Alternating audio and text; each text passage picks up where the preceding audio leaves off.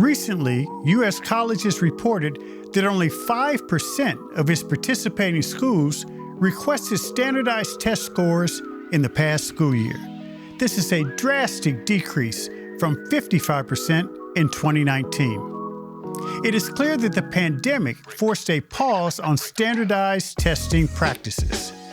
While educators and parents have debated the use of standardized testing for years, the disruption over the past 2 years has accelerated the issue. Has the pandemic marked the end of standardized testing as we know it?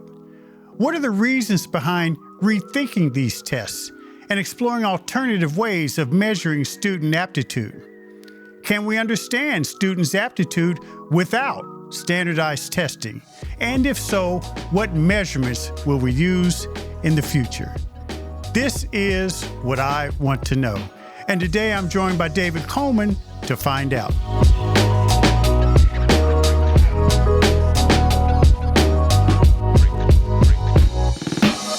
David Coleman is the Chief Executive Officer of the College Board, the organization behind the SAT and the Advanced Placement Program.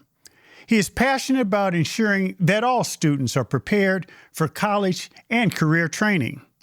David founded the Grow Network to help parents, teachers, and students utilize assessment results. He also co-founded Student Achievement Partners, which played a leading role in developing the Common Core state standards. Today, David joins us to discuss the future of these standardized assessments. David, welcome to the show. Thank you so much, Kevin, for your invitation. You and I share something, that is a passion around reading and the importance of reading. And you actually started a community program around reading, and that was several years ago. But talk a little bit about that and whether or not that helped drive you toward your current role. I do think, David, that so much begins and ends with the love of reading. So I was an undergraduate, and there were tutoring programs on campus, but all of them were for after school, and that's just when my courses were, because I was quite lazy, so I chose those courses that met late in the afternoon. And so the only time I could visit this high school, this local high school in New Haven, which was then what was called the inner city, and a school that was 98% African-American, a few blocks from my campus, but rarely visited by students from my college. I guest taught poetry. I went to one of the English teachers there and said, I can't meet after school, but I love poetry. Could I share my love with your students? She was kind enough to let me. And I guest taught, my first experience was guest teaching Langston Hughes's poem, A Dream Deferred, which I'm sure you know. Wow. Yes. And of course, he ends by saying, what happens to a dream deferred? And it's that famous line, does it dry up like a raisin in the sun? And or does it explode, is how the poem ends. And anyway, I asked them if it would have been different if Hughes had chosen a plum instead of a raisin. That just came to me as we were talking about the poem together. And one of the students raised their hand and said, well, if it would be entirely different, because if a plum dries out, there's still a seed, there's still hope. And it was that experience of reading, of everyone looking at the same thing, Kevin, and watching beautiful minds emerge in response to another beautiful mind, which is Langston Hughes and the poem he wrote. That is, to me, why reading is the most beautiful thing if we're open to it. Meeting a great author and observing and watching what they do, not alone, but with other students, so that we can all see what we missed and see together. And I think that the power and possibility of that is probably what's driven me through education, is the occasional revelation of seeing what another reader sees in something worth reading that changes you. And this leads to, I guess, your work. I do think that when you are an avid reader, that it helps with your critical and analytical thinking skills. This idea of standardized testing, I want to open with this. It's been around for over a century. Back in the years past, when we tried to figure out the best way to measure students' learning growth or their learning levels, we came up with things like the SAT, advanced placement, and the like. Yeah. How did you get involved with the College Board and this whole work? Yeah, let me tell you a little bit about that. I think that the reason assessments came into place was this world and by the way, it probably still is, Kevin, is much more about who you know than how much you can do. In other words, right, why did we ever come up with an assessment system? It was because otherwise colleges and other places would recruit from the places and people that they knew. Do you know, even today, do you imagine roughly 50% of the students at our nation's top colleges come from what percentage of high schools would you guess, Kevin, today? Oh, my goodness. Less than 1%? It's 5%. So 5% of high schools provide half of the kids in our nation. So in other words, what happens is there are high schools that colleges know. Does that make sense? And you get to one of those. And so how else, without an assessment, are you going to raise your hand and be known? If your school is less known, if your location, if you're in a rural high school. So to me, the interest I had in assessment was democratizing the power for young people to apply themselves and raise their hand and to be seen. That's what fascinates me about it. But what's interesting, not only is that percentage low of high schools, but also the number of admittees who are legacy admittees to a number of these major colleges. And that exacerbates the problem you just talked about. Exactly. And,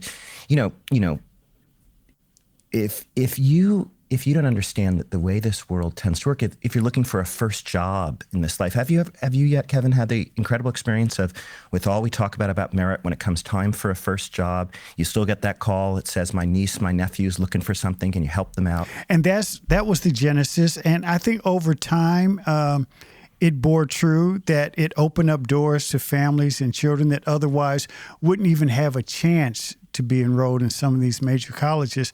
But then over the years, other things happened where people would say that, the tests were culturally biased, or that it didn't necessarily measure a student's true aptitude. Or one of the big ones that, we've heard over the past several years is that it's one moment in time, one test, and kids have a bad day or they get nervous. I mean, what's your thinking around some of the things that have emerged since that original ideal was created? The first thing is we had to move totally from an aptitude style assessment, which was the old SAT, to an achievement. In other words, not what your inborn aptitude is or some weird thing called your IQ, but actually a simple thing, which is, do you have a set of core math, reading, and writing skills that you can show? In an AP classroom, it's super clear, right? This is what we're measuring. Did you master this syllabus in chemistry? Or did you master it in economics or history? And so that's all that a test should be about. A test does not tell you who you are or who you can be. It tells you whether you have certain skills and how securely you have them, simply put. So we had to be very careful of not overstating, Kevin, what any snapshot could show you. And the bias issues, as you know, they're based on some old questions that were about, regattas and things like that in the 50s. And what happened, though, in modern testing is that every question used on what we now call a high-stakes assessment is actually pre-tested. I know you would have reason to know this, with groups of students. And if any question, let's say young women particularly don't do well on that question while they do well on others, that question is dropped from the assessment before it's given to a larger group. So there are routines in place. But I think, and this is what led us to develop the new digital SAT, that there are further breakthroughs to be had. So one thing you talked about was having a bad day. And why do you have a bad day on a test? We're trying to reshape the assessments we do. In AP, we're looking towards more project-based assessments, ways that a wider range of young people can show their talent, because I agree that what we have to do is make every change we can to assessment to make it comfortable and to make it interesting to students. I love the idea of the project-based learning experience, because that, to me, is part of the future of education. In every AP classroom, we're working to make project-based work more a powerful part of the experience. And we have a course called AP Seminar and Capstone, Kevin, just to let you know, where students do research, but then they do it collaboratively. They do some of that research with those students. So they collaborate. They then present their findings and answer questions. So it's getting into speaking and listening and all those skills that you're talking about that are so important. And we're finding when students learn and grow in this project-based way, they do better on all of our assessments, including the more formal ones. So it's very powerful work. But most kids in high school, Kevin, are not that top group of kids that is striving. Many of them are disconnected from high school. They're not interested in it. They don't see how high school connects to their future. So when we assess them without interesting them, we're just seeing what they look like when they're bored. We're seeing them disengaged. I think we need a new standard for assessment, which is it must not only be valid, it must not only predict, it must also be valid in its engagement of students. So the College Board is reconsidering the courses we offer to engage a much wider set of students. For example, there's only some students that are interested really today in formal economics, and we'd like more students to be, but a ton of them are interested in business and in building a business plan and being entrepreneurs. Why aren't we serving them? And designing assessments that allow them to pursue that dream and show their best selves. Why aren't we serving young people? The most popular thing students want to be after college or after high school is they want to be in the medical profession. They want to be a nurse. They want to be a physical therapist. They want to be a nutritionist. But we don't offer them courses, and that's why we're going to launch a course in anatomy and physiology with a focus on the health sciences. Because if you don't interest a young person and get to what they want and love to do, you're not going to see them at their best. You're not going to see them. And one thing that brings that to mind is, David, I've been fortunate to visit hundreds and hundreds of schools around the world. And I never forget this 12-year-old girl who she was doing math, and I asked her about I said, was math your favorite subject? She said, yeah, it is. And I said, oh, that's great. And I said, well, you don't look like you're having much fun, because she was agitated. And, she looked at her teacher, who was on the other side of the room. She said, my teacher knows I'm good in math, and we have our tests coming up. And she keeps telling me I have to do well, because if our school doesn't do well, then we'll be rated lower.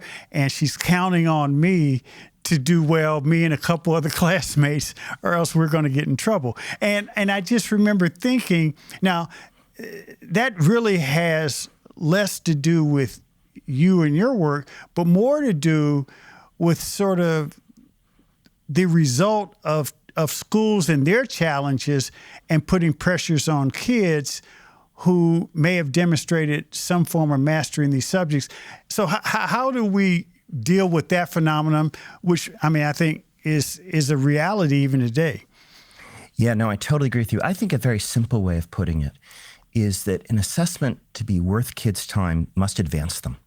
So, that state test doesn't really offer much to that student. They're just trying to rescue their school but imagine that assessment like the PSAT advances you towards scholarships or advances you towards schools getting in touch with you. When kids take the SAT today, whether or not they submit their scores for admission, those schools reach out to them and they invite them to apply. And in other words, I think assessment without an audience doesn't make sense. And recognizing that there's such a wide range of quality in terms of our school systems around the country. Yes.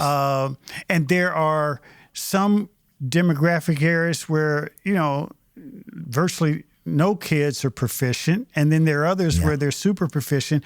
How do you balance the realities of the outputs of kids based on the education they've been getting with the right kind of testing approach that still will ferret out those kids with potential, but may not be getting what they deserve? Yeah, no, it's such a deep question, Kevin.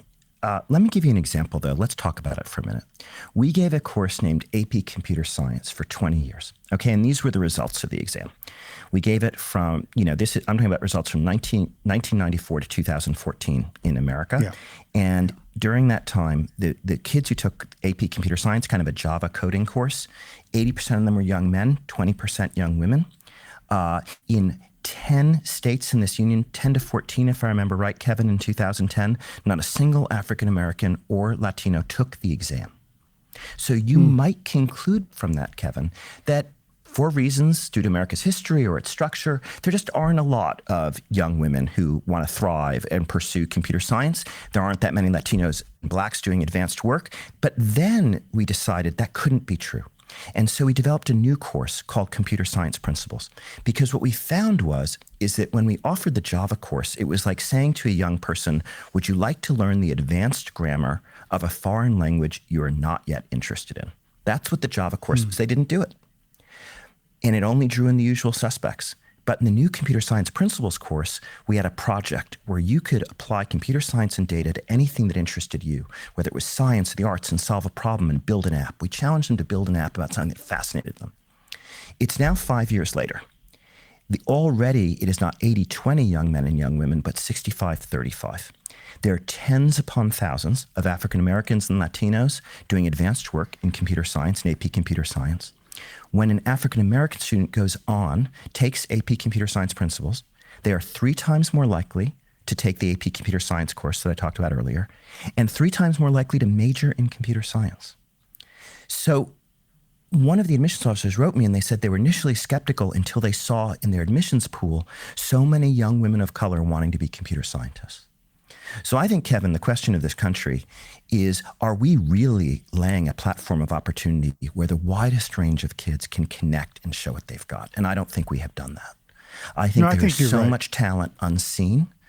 And I think that the College Board has to do so much more to change the invitation, to appeal to a much broader set of teenagers to show what they've got. Because if you spend time with adolescents, whatever their gaps in their learning, when you fascinate them and engage them, they will amaze you. And it also begs another question, David, and that is, isn't it part of your mission now that you see results like this to not be static? And sometimes you have to drive what is not happening on the school level. You've got it perfectly. Let me give you an interesting example. The number of black students in economics is today flat or declining in AP economics. And what I can promise you is that is a very bad sign for economists. Does that make sense? Because I'm at the beginning of the pipeline. So how are we going to change that? Because if we don't change that, we're not going to create a society, because without economists, economics is where we divide the pie, right? That's when we decide which resources go where. We need a diverse set of economists as this country is to be free, and if each community is to have its power. So what if we instead offered a course, as I mentioned, in AP Business and Entrepreneurship? See, that will appeal to a much wider range of student. It will, and we know from the data, a much more diverse set of students. And then many of them will go on to economics, Kevin, and that's how we can change pipelines. But do you know how, because I've done the survey work, do you know how excited young people are about business and about being entrepreneurs and about building a business plan for their life, for their future? There are so many kids who are interested in that, but we're not offering it to them. What about career readiness? Because that's another area, and it speaks to the app concept that you described, that where kids are getting the skills they need post-high school, even if they decide not to go to college. I think the single greatest challenge post the pandemic is not inviting kids to the same high school we've been sending them to that they weren't interested in anyway. There is in America a vast middle, Kevin. You know, the College Board has done a pretty good job at serving that top 20 to 30% of the high school who are strivers, right? They have a sense of where they're going. There is a vast middle. And like you said, it's vast in the white community. It's vast everywhere. Almost every family where you have more than one kid, there's a kid who fits in the middle. And they're not interested in what high school offers them. So what we're looking at is we're talking to adolescents everywhere and finding out what they want to be. So we found the biggest job they wanted was nursing and health sciences, but we weren't offering it. We found that they were interested in business. They were interested in entrepreneurs, right? We weren't offering it. We were only offering economics. Whoops. We learned that they're in English classes, but what they want to do is work in teams and research. So we're offering a seminar English class where they can do that. I'll give you a funny example. What does every kid in America basically do in 10th grade in math? Do you happen to remember? It hasn't changed since when you and I went to school. It's geometry, right? They take a full year of geometry, right? How often have you returned to that work in your later life? Why don't we give kids the chance to do statistics instead? Why can't they do data? Kids know they need to use data everywhere, but we don't let them do it.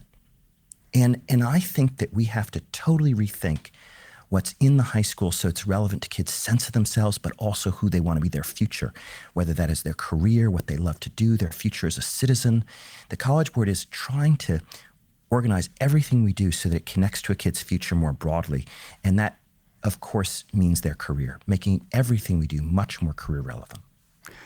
So, David, I have one last question, and this is what I really want to know. And I hear you talk about these things. Frankly, it's exciting. So I applaud you and the board for thinking more broadly about how to engage kids, because too many kids suffer from dumbed down, lowered expectations. But if we look out over the next 5, 10 years, where do you see assessments landing in terms of addressing some of the things we've talked about? I think, in terms of exams like the SAT, they will be an option for students. That's one change, Kevin, that you're seeing. Students will choose whether or not to submit their scores. And that's going to create breathing room here. But I think the deeper work, to tell you the truth, Kevin, if assessment's going to be interesting, it must be a transformation. We must make assessments that are the work that kids want to do to advance themselves and to advance their future. We cannot offer the same old stuff. We can't throw them into the same old classrooms. We have, I think, a once-in-a-lifetime opportunity to relook at the relevance of the American high school and create courses that fascinate young people and get them to surprise us and surprise themselves. You said the most beautiful thing an assessment can do, which is it can surprise you that you could do more than you thought you could. But only if it engages you, only if you get excited, only if you get possessed by that and begin to practice and engage yourself. Only if an assessment has that effect on you, a challenge that is productive, does it change you. And we have to deliver that to so many more kids. And I think we've got to rethink the high school together and in that way invite kids to rise up during their high school years, get excited about things, and that'll put them on a better path towards college or career or whatever path they take. Well, my friend, I'm counting on you to make that happen. Thank you, sir.